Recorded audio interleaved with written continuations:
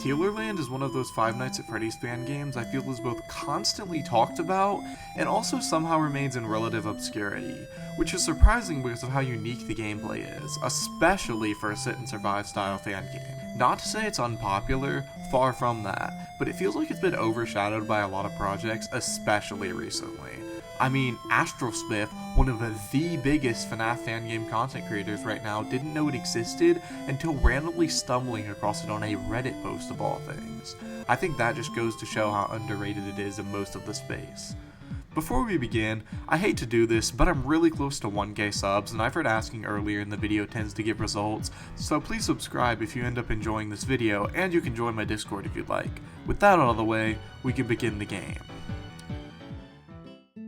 Tealerland begins with an introductory cutscene. You are David Artell, one of the co-founders of Tealerland Amusement Park along with your brother, Teal. Unfortunately, under mysterious circumstances, Tealerland was shut down. We'll be going into why it was shut down in this episode of wait, wrong show. The shutdown was mysterious though, and you and Teal must have had a falling out or something of the like. Many years after the shutdown, you are called by Teal, telling you to return to the theme park. You begin by exploring around the abandoned park where nothing of note happens, until you find a bunker and head down the ladder. This is the first section of actual gameplay. In this area, you must descend a ladder all the while the Tealer animatronic is after you. Tealer will intermittently show up around you and play a sound cue. You have to flash him with your light to get him to go away. Unfortunately, your light only shows up when you've stopped on the ladder for more than a few seconds, so you've got to time your movement right as to not get jump scared. Once you descend the ladder, you're sent to a level select menu.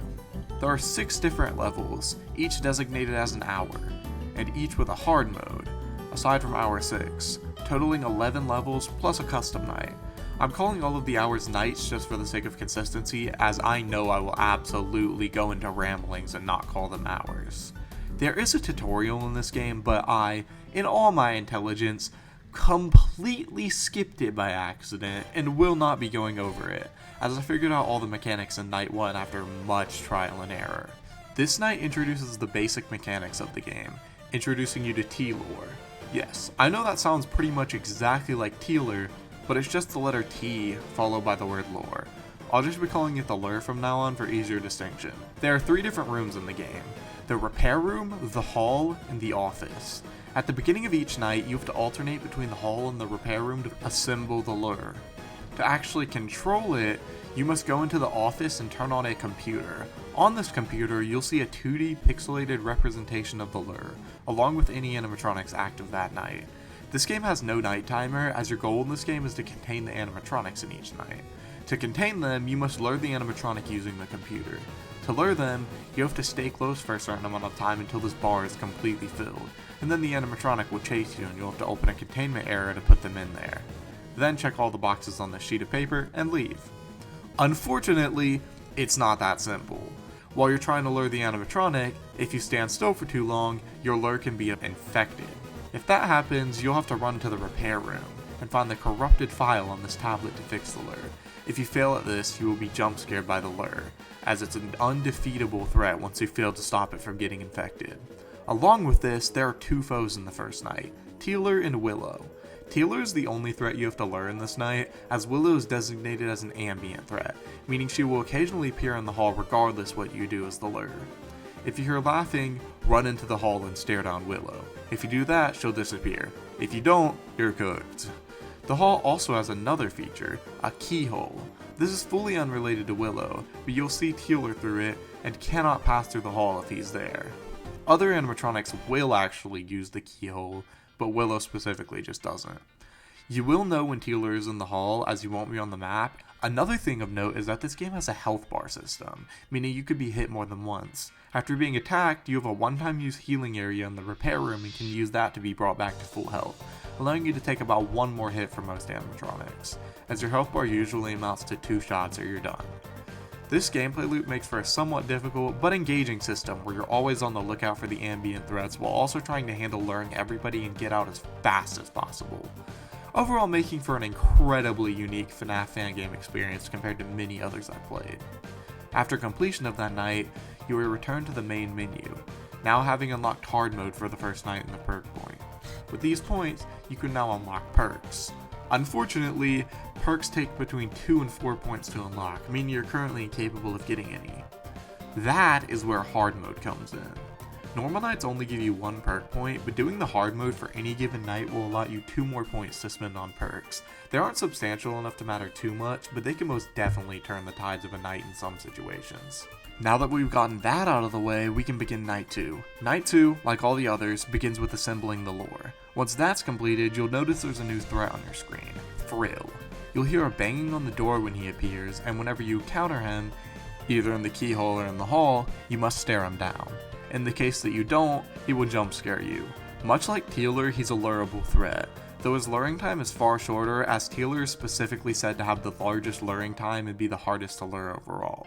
Aside from him, there are no new threats, but the animatronics do become increasingly more aggressive.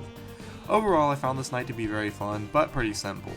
I beat it way faster than Night 1 simply because I accidentally skipped the tutorial and lots of trial and error, like I said before, so I can't really comment on its difficulty compared to the first one. I do think it's a well-designed set of animatronics that makes use of the mechanics well, but this is just the start of the game and it does just get better from here. Night 3 is where you get to the point where you can't just rush through all the animatronics, as a more silent and dangerous threat is added. As usual, you gotta put together the lure. Unfortunately, at this level of difficulty, you can now very much be attacked while doing it, so you'll want to finish the assembly as fast as possible. This night adds the final lureable threat to the game, Tacy. Like Frill, she's a threat you must look at to stop. Unlike Frill, she makes practically no noise, making her a far more dangerous threat. Along with the onset of Tacy, another mechanic is introduced, Power. Your power will lower at a pretty slow rate, but you must refill it occasionally to keep the lights on. To do this, you must use the lure to pick up a gas can and refill the tank. Power has no bearings on your ability to do anything, but playing with no lights can be an issue, especially later on. This night serves as a meaningful challenge that gives the game a lot more depth, while still not being too difficult, which I really enjoy. It's probably my second favorite night in the game. Now on to Night 4. By far my favorite in the game and what I consider the most well balanced while still being difficult. This night adds 2 ambient foes, though they're technically interconnected and could be considered one. Mischievous and the Doll. Mischievous is similar to Tealer in the way that he appears in the hall and will jump scare you if you go in there. But unlike Tealer, he plays a very long persistent audio cue, that being his music box. And if you go in the hall, you'll be instantly hit, as opposed to Tealer where you can actually get away. Along with this, the doll, who attacks in conjunction with Mischievous, will appear at either the desk or in the repair room. This makes for an interesting dynamic as, if you're lucky, these animatronics will technically do nothing. I mean, the doll could be sitting in the repair room while Mischievous is in the hall, and all you have to do is keep luring everybody. That is, if you're in the office. Unfortunately, ambient threats like Willow can still 100% just go into the hall, so you don't really have that grace with all the foes out. Did I mention the power now also drains significantly faster? Overall, this night makes for a general good boost in difficulty, but not so major that it feels imbalanced in any way. Night 5 is essentially the same thing, but quite a bit more challenging, as everyone is incredibly active and you can't really go more than 10 seconds without having to go off the monitor. I find this night to be pretty fun, though not quite as fun as 4, and the difficulty jump can definitely make it more frustrating. That's not bad per se, just depends on how much you like difficulty games. Once this night, or hour, ends, you begin the true final night, which, similar to most fan games, is completely different from the normal gameplay. In this level, you are fending off the Deterrent, an amalgamation of all your previous fought foes. The lure has been destroyed, and you are now on your own. In this final night, you're left with only 2 defenses, a flashlight and a monitor. The monitor allows you to occasionally see beeps on it to figure out the Deterrent's position when he's in the middle area. When he's there, you can click on any of the doors and he will enter temporarily. When he enters, you'll have to start charging the generator within that room to explode. He has 5 health, and once you've exploded all the generators, you win. It's not quite as simple as that though, as along with watching him on the cameras, he will also, after escaping from the generators, come behind you and you'll have to flash him with your very limited light. Along with this, an animatronic will occasionally show up on your screen and you'll have to turn around to get him to go away. I genuinely have no idea if this is supposed to be the Deterrent or someone else, as neither the game nor the wiki acknowledges whatever this is, but the wiki's very bare bones, so that makes sense.